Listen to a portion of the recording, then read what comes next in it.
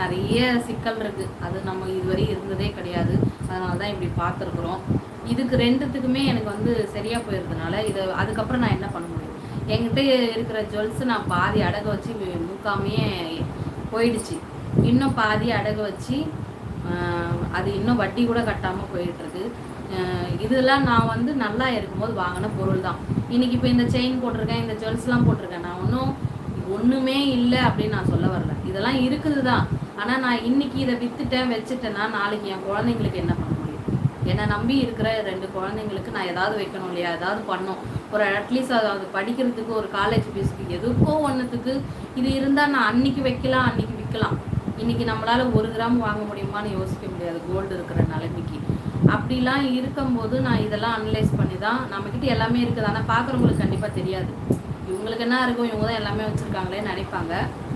அதோட இன்ஃபேக்ட் வந்து பார்த்திங்கன்னா இதெல்லாம் தான். நம்ம ஒரு சம்பாதிக்கலாம் தான் அந்த கார் வாங்கினது.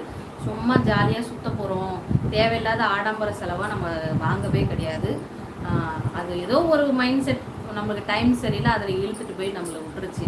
நீங்கள் உங்கள் கணவரை கேட்டு என்னன்னு சொல்லுங்கள், நான் தரேன் 50,000 ரூபாய், சரிங்களா? உங்கள் கணவரை கேட்டு சொல்லுங்கள், நீங்கள் எப்போ திருப்பி கொடுக்கணும்னா கொடுங்க. ஐயோ, நீங்கள் கேட்டதே எனக்கு போதும் முனிராஜ். கண்டிப்பாக ரொம்ப ரொம்ப ஹாப்பியாக இருக்கேன்.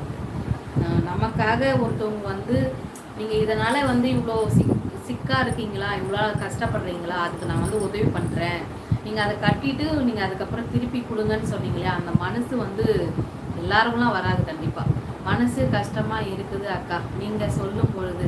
இல்லை, நிஜமாகவே இது உண்மை தான். நான் வீடியோக்காக சொல்லவே இல்லை. இன்னும் லைவ் போய் கொண்டே இருக்குதா? ஆமாம்மா இருக்கேன் முகுமார். இதுதான் உண்மை. இதனால இதை நான் என்ன சொல்லுவேன், அதுவும் எல்லாமே 15ஆம் தேதியே வருமா? பொங்கல் 15ஆம் தேதி வரும். இன்னொரு விஷயம், நான் வந்து பழைய வீடியோ போட்டிருப்பேன், ஹவுஸ் ஓனர் அலப்பறைகள்னு சொல்லி வீடியோ போட்டிருப்பேன். அதில் போய் பாருங்கள். இதுக்கு முன்னாடி நான் 1 வருஷம் வீட்டில் இருந்தேன், இன்னொரு வீட்டில் இருந்தேன் 1 வருஷம். அந்த வீட்டில் வந்து பார்த்திங்கன்னா நமக்கு என்னவோ ரெண்ட் பற்றி எதுவுமே தெரியாது, ரெண்ட் ஹவுஸ் பற்றி எதுவுமே தெரியாத மாதிரி நம்ம வெளியூருன்னு நினச்சிக்கிட்டாங்க போல். அவங்க பார்த்திங்கன்னா எங்கள் லைன்லேருந்தே ஆள் இல்லாத போது லைனை பிரித்து அடித்து 3500 ரூபா 4000 ரூபா கரண்ட்டு பில்லு கட்ட வச்சு மன உளைச்சலுக்கு ஆளாக்கி, வாடகை இல்லாத, தண்ணிக்கு காசு, எல்லாத்துக்குமே காசு. இப்போ நான் இருக்கிற வீடு வாடகை இவ்வளோ அதிகம்தான், எனக்கு பொறுத்தவரை இது அதிகம்தான். ஆனால் தண்ணிக்கெல்லாம் காசு கிடையாது. ஈபி நம்மக்கிட்டே கொடுத்துருவாங்க, நம்ம எவ்வளோ வருதோ அவ்வளோ கட்டிக்கணும். இது மாதிரி இருக்குது. ஆனால் சென்னையில் பொறுத்தவரை எல்லாமே யூனிட் தான் போடுவாங்க. எல்லா இடத்துலையுமே வந்து அப்படியே கொடுக்க மாட்டாங்க. ஏன்னா ஒரு யூனிட்டுக்கு 8 ரூபா 9 ரூபா அப்படி தான் சார்ஜ் பண்ணுவாங்க. ஈபி கார்டு நம்மக்கிட்ட தர மாட்டாங்க. ஆனால் ஒரு சில வீடு மட்டும் தான் இப்படி தராங்க. இந்த ஹவுஸ் ஓனர் ரொம்பவே நல்லவர். இது நான் சொன்ன வந்தது காரணம், பொங்கல் அதுவுமா வீடு தேடி அலைஞ்சேன் நான். ஆனால் நான் எந்த தப்புமே பண்ணலை. அதை நாங்கள் வந்து எலக்ட்ரிஷனை கூப்பிட்டு வந்து லைனை கண்டுபிடிச்சி கேட்டதுனால என் பொண்ணுக்கு கல்யாணம் நிச்சயதார்த்தம்லாம் வச்சாங்க. உண்மைதான், கல்யாணம் 1 வாரத்தில். அதை நீங்கள் 1 மாதத்துக்கு முன்னாடி சொல்லணும் இல்லையா, காலி பண்ண சொல்லி. எங்களை அவ்வளோ மன உளைச்சலுக்கு ஆளாக்கி, பொங்கலுக்கு எல்லோரும் பொங்கல் வச்சு சாப்பிட்டு ஜாலியாக என்ஜாய் பண்ணுவாங்க. நான் பொங்கல் அதுவுமா வண்டியில் உட்காந்து வீடு தேடி போனேன்.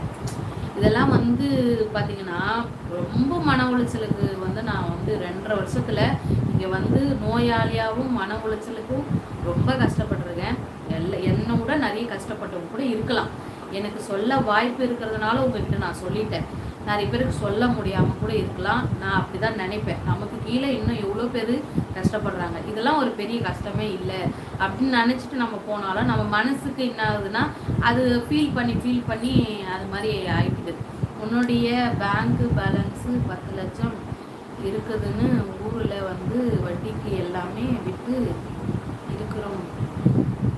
அது உங்களுடைய பேலன்ஸு 10 லட்சம் இருக்குதுன்னு ஊரில் வந்து வட்டிக்கெல்லாம் விட்டுட்டு இருக்கிறேன் சந்தியா.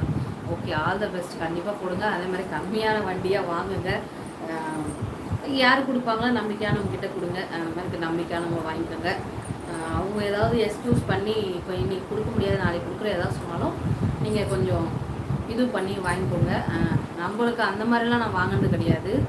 என்னோடது பிரச்சனை வந்து நான் லோன் வந்து பேங்க்கில் தான் வாங்கினேன். இண்டஸ்லேண்டு பேங்க் இருக்கு இல்லையா, இண்டஸ்லேண்டு பேங்க் மூலயமா தான் நம்ம காருக்கு லோன் கொடுத்துருக்குறாங்க. நம்ம வந்து மாதம் அந்த டேட்டில் போட்டோம்னா ஆட்டோமேட்டிக்காக அவங்களே வந்து எடுத்துருவாங்க. மாதம் நம்ம பேங்க்கில் அந்த அமௌண்ட்டு போட்டுருணும், அவங்க வந்து எடுத்துப்பாங்க. எனக்கு இப்படி தான் போய்கிட்டு இருக்குது. இந்த